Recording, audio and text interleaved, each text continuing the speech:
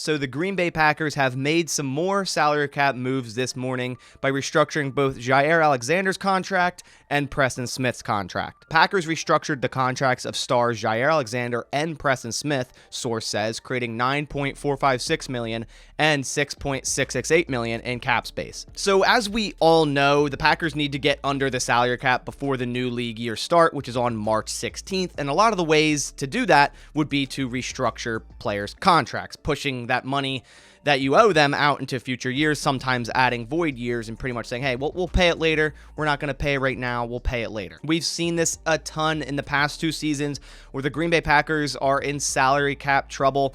And obviously they want to keep all these players on their team to stay competitive, so they pretty much push that money out, kick the can down the road. And I don't really believe this is any indication of the Packers definitely bringing back Aaron Rodgers, as they had to get under the salary cap regardless. And actually, if they were to trade Aaron Rodgers pre-June 1st, they'd have to clear even more cap space because his cap hit would go up from $31 million up to $40 million. And Jaire Alexander, with just over a $20 million cap hit, which will go over his old contract compared to his new one, same with Preston Smith, was the most obvious one here out of all the players on this roster to restructure. So if we look at his old contract here, Jaire Alexander, we see in 2023 it was jumping up to $20.2 million, then $22 million in 24, $23 million, and then $25.5 million in 2026. Now, if we look at his new contract here, thank you to Ken Ingalls on Twitter. He's always so quick with all this salary cap stuff before all these websites are. So shout out Ken Ingalls. He wrote up his new deal here with the restructure.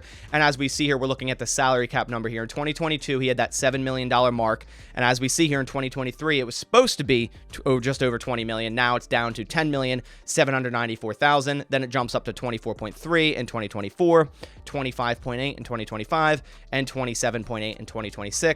Then they also added in a void year, pushed out some of that bonus there, $2.3 million into 2027. And really what this does with the void year as well is it jumps every season afterwards up by $2 million.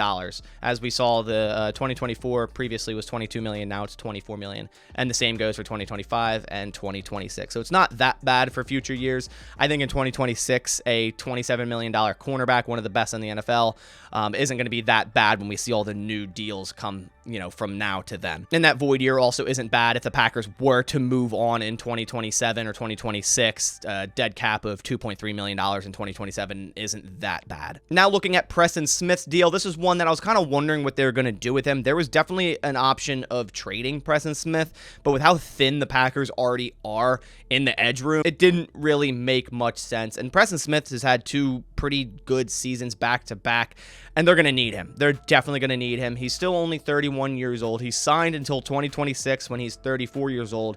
And as we see here, 2022 last year, $11.4 million cap hit. And this year, he was supposed to have just over a $13 million cap hit. We see there $13 million. If we go to his new contract here, we look here with the 2023 restructure, they're pushing out $1.667 million every single year, also adding a 2027 void year, just like Jaire Alexander. So his 2023 cap hit is now down to $6.3 million, but then it jumps all the way up to $16.5 million next year, $17.5 million the year after, and $18.2 million in 2026. So it's pretty much the same thing with Smith as well. Actually less than Jaire. It's adding only $1.667 million on the subsequent years here up until 2027, where his void year is. So with both of those moves, the Green Bay Packers are officially under the salary cap. They have right around $5.5 million in salary cap space, but obviously that's going to change. They have to pay for their upcoming draft class, and of course when the regular season starts. So they're still going to have to clear some of this room out, and of course clear more if they do decide to end up trading Aaron Rodgers pre-June 1st. But as it sits right now, the Packers could technically wait until the new league year, March 16th,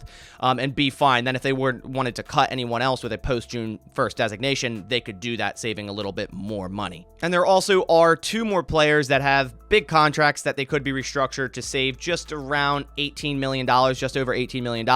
If they were to do a max restructure on David Bakhtiari and Kenny Clark, they could clear out another $18 million if they wanted to, say, go sign people or whatever they needed to do. So they could still make more room if they wanted to. But that about does it for this video. Just wanted to give you guys a quick salary cap update as we near closer and closer to that new league year start. But I'll catch you on the next one. Thanks for watching, and as always, go Pack Go.